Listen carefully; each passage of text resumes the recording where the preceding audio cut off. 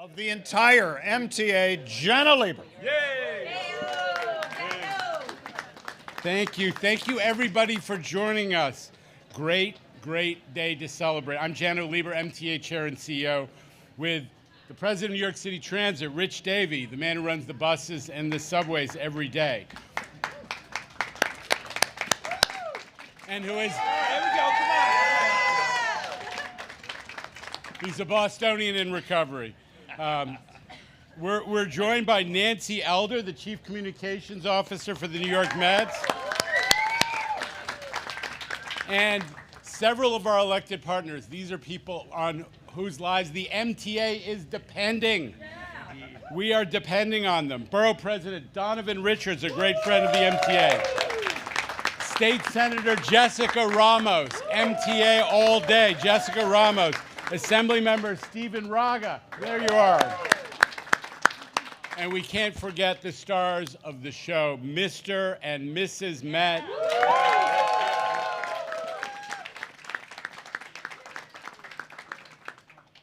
And where is Turk Wendell?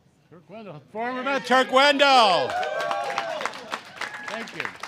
Thank you for being here. Look, it's great to be here to celebrate the return of baseball to Queens. And this is the first Long Island Railroad ride to Citi Field from the new Grand Central Madison Terminal. That is a good milestone. Taking transit is the way to get to the game. New Yorkers know that. And it's also reflected, the comeback of our subways and buses and commuter rail is reflected in the ridership data, where our ridership's getting stronger every week, especially on subways and the Long Island Railroad. Long Island Railroad ridership, before the recent schedule change, only twice exceeded 200,000. It's happened 8 times in the last couple of weeks. We are on the move. We're hoping to keep the momentum going through the season, and the Mets are a shot in the arm for the Long Island Railroad and for New York. Direct service from this facility to the Mets Willets Point Station for all home games, both Penn and this new Grand Central Madison facility via the Port Washington branch.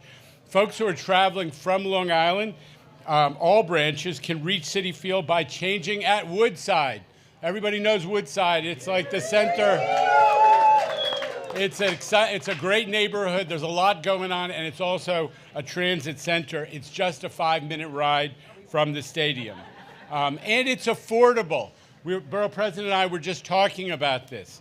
We've got, if you're going to come to games, consider the discounts that we're offering for off-peak travel, which give a 15% discount, and the newly expanded City Ticket allows you to travel between Long Island Railroad stations within the city, including Mets Willets Point, for just $5 one way. And there's going to be a peak fare as well on City Ticket pretty soon. So discounts for Long Island Railroad travel within the city are going up.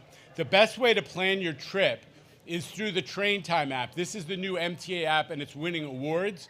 Everybody who's using the Long Island Railroad is thrilled with it. It's getting really high ratings on the Google Play Store and elsewhere. So take a look at the Train Time app. We can't wait to see everybody at the game. I got to give a special shout out to the head of our Permanent Citizens Advisory Committee, and she is an insane Met fan, Lisa Daglian. But now I'm going to turn it over to Mr. New York City Transit, Rich Davey. Let's go, Mets. Thank you, Mr. Chairman. Well, while this is a beautiful facility, we're excited to talk about commuter rail. I happen to be a little partial to New York City Transit and getting to the game. So the 7 train, folks know it. It is our highest performing line in the entire system, on-time performance and customer satisfaction. So if you want to be very satisfied and get to the game quickly, use the 7 for sure. The MLB has made changes this year, right, to the rules, right? So getting to the game on time is even more important than ever. You don't want to miss it. Transit's the way to go. We also have, obviously, bus service in Queens, and our paratransit service has designated spots around the stadium to get to the game as well. So we are excited to get you all to Mets games well into October, October this year. We're the way to go. Now, these folks have a train to catch, so I'm going to step aside and let Nancy Elder say a few words from the Nets. Nancy, please. Well, it's not often that you get to say, I'll keep it short, because you have a train and a baseball game to catch. But it's my privilege to be able to do that here on behalf of the Mets today. Thank you, Jono. Thank you, Rich. Thanks, everybody. The MTA, LIRR. I'm a New Yorker. I got to say LIRR. We are on a fan-focused mission to get Mets using mass transit. It's so convenient. It's the way to get to the ballpark. And in true Mets fashion, check this out. We're here in full force at this beautiful new station to celebrate our home opener and this fantastic fast news service. I want to thank all of our loyal Mets fans. Thank you so much for being here. We've got employees here today. We've got Turk. We've got Mr. and Mrs. Met looking awesome. And our special guest riding with us this morning, Alex Cohen, lifelong Met fan, co-owner of the Mets. There are so many here today helping us celebrate this. I'm just so excited that you're all making transportation in New York the best, and the best for Mets fans. So thank you so much. I will not delay the train, so let's get on with it.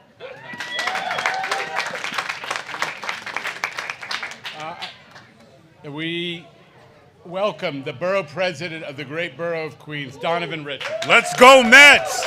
I don't hear y'all. Happy opening day. And it's just not opening day for the Mets. It's opening day for railroad riders looking to go from Grand Central to the game. So I'm so thrilled to be here this morning with each and every one of you as we celebrate this new terminal and the possibilities it will provide not only all New York City residents, but especially Queens residents. This is truly, truly a home run for the people of Queens. Queens get the money, we say. And now Queens residents have quick and easy access to the east side of Manhattan without having to jump on the subway. So whether you're coming from Jamaica, Flushing, or anywhere else, you can't beat a 20-minute ride into Midtown Manhattan. But this win belongs to our 7 train riders, too, because we know the 7 train is one of the most congested lines in the city. But by offering residents another way to get from Flushing to Grand Central, we can alleviate some of that burden. This couldn't come at a better time as we all get ready to enjoy days at the ballpark cheering on our New York Mets. I want to thank all of our partners, our government partners, the LIRR and the MTA, for making this happen, but especially the people of Queens and our city. Let's go, New York Mets. Let's bring this championship home. Alex and Steve, let's go. Good morning, everyone. I'm New York State Senator Jessica Ramos, representing Citi Field and the surrounding neighborhoods of Jackson Heights, Corona, East Elmhurst, the amazing neighborhoods where I was born and raised. Today happens to be one of my favorite days of the year, the Mets home opener. It's like Christmas to me and to so many people from Queens. To me, today represents so much excellence that New York is known for. The excellence of Queens, the excellence of the Mets, the excellence of the game, of our players. It's a time where we see our whole borough and people from other boroughs too, who are Mets fans, come together to root for the home team. And I know that excellence isn't very often used in the same sentence as the MTA, but today we are celebrating something surely excellent. And that is a brand new way to get to Citi Field, hoping that Mets fans and game goers from the Bronx, from Manhattan, from other places will use mass public transit instead of driving through our streets in our neighborhoods. So I want to thank Jano. We've been working hard together. We're still trying to get a budget passed in Albany. There's a lot of work to be done to make sure that we are allocating the funding that we need, not only for us 7 train riders. Y'all know I don't have a driver's license. So making sure that the MTA is excellent is particularly really important to me and my family. But making sure, of course, that we are providing reliable service for everyone. That's our goal, and hopefully today the Mets will do their thing and win their game, and we're going to have a great start to spring. So thank you. We are going to win. Go. Thanks, everybody. Good morning. I'm Assemblyman Steve Raga, representing Woodside, Elmhurst, Jackson Heights, and Maspeth area. Happy to stand here with the greatest fans in New York. Let's go. Congrats and thank you to the LIRR and MTA, and of course the Mets for making sure there's more access for riders to get to our games. Anytime we have more routes and more increased service for New Yorkers to get to Citi Field is always a good thing. There is now one less excuse for our friends in the Bronx to not come experience the championship caliber, nature we have in the 7 train, and in Queens. So thank you again. This is a great day. Happy to stand here with my colleagues in government and our fans, and let's do this today. Let's bring a win home today too.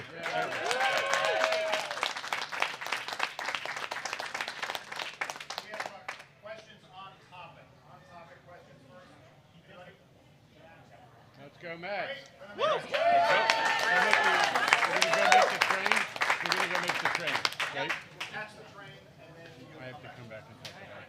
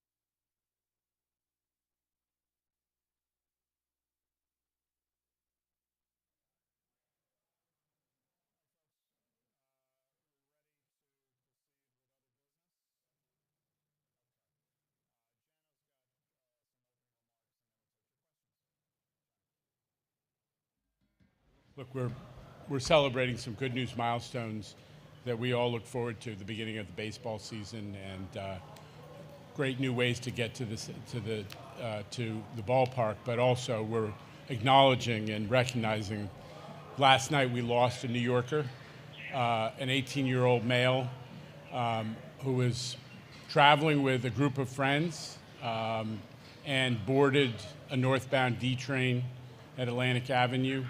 And very quickly, as the train moved out of the station, something took place. The train stopped, and this young man came out with serious wounds, which eventually caused him to succumb at 3:40 in the morning at Methodist Hospital. So I was down on the platform this morning with the police to be briefed and to thank them for what they're doing. They're doing a very thorough investigation.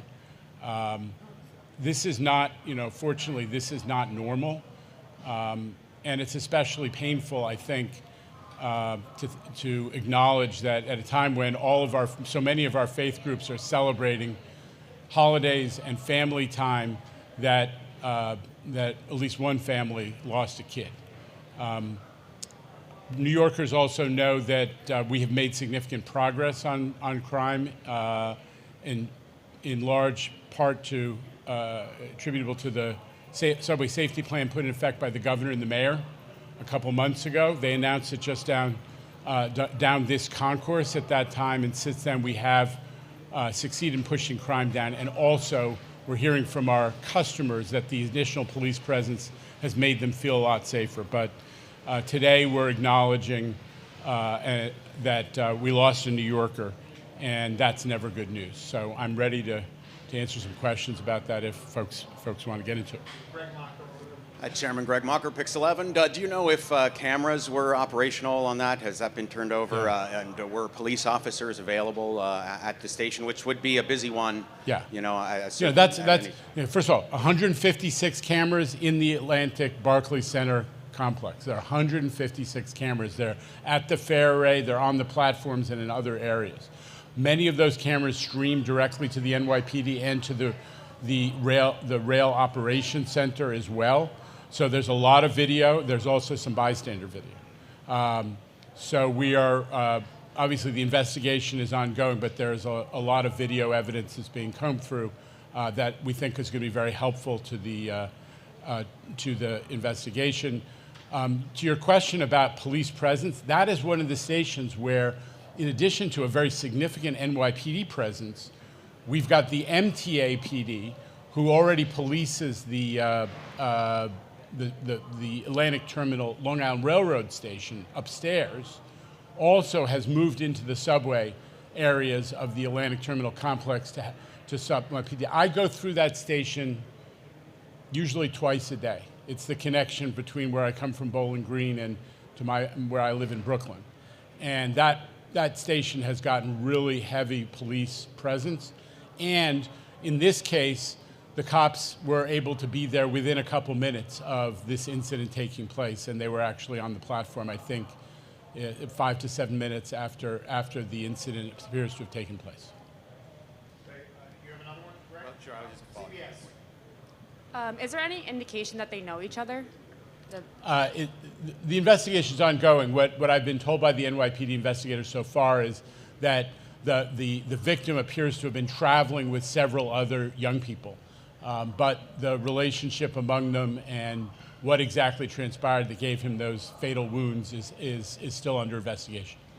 Other questions? Anybody? Eddie Alonso over here from WNBC. Eddie. Do we know if this started at the station or it started somewhere else and it ended up at that location? That's exactly one of the things that the NYPD is focused in on. But the video so far indicates that the young people, the group of young people boarded at Atlantic just moments before the incident appears to have been taken place. That so far is what we know, is that the video shows that those young people boarded the train just moments before. So we don't know what transpired inside the car yet. Anybody else before we go back to Greg for one last? All right. Yes. Greg. for President Davey. Maybe about the conversation that you have with riders about safety, because whenever this happens, often it becomes another reason to be hesitant about getting on the train. Yeah, I mean, obviously, one tragedy is one too many. And again, our hearts go out to the victims' families. But, you know, to answer your question about crime overall, you know, by any measure, crime is down. The subway is safer, certainly from last year. And as the chair said, you know, a lot of credit goes to the governor and the mayor for their cops, cameras, and care initiative. We continue to put, you know, what we can do in transit, the measures in place, everything from unarmed gate guards to continue to roll out cameras and continue to work very closely with NYPD and MTA police who have been dispatched into the system as well. But by any measure, we are safer. Obviously, that's no, you know, solace to the family who lost a loved one last night. And then just to reinforce the point is that the riders, this is really important, the riders let us know that they're feeling the benefit of safety from the police presence. When we started the Cops, Cameras, and Cares initiative a couple of months ago, riders responded to surveys saying that only 40% of them felt safe or very safe. Last couple months, it's been north of 60%. So significant improvement in rider perception. But today, we're also acknowledging that we lost a New Yorker, and that's hard for everybody.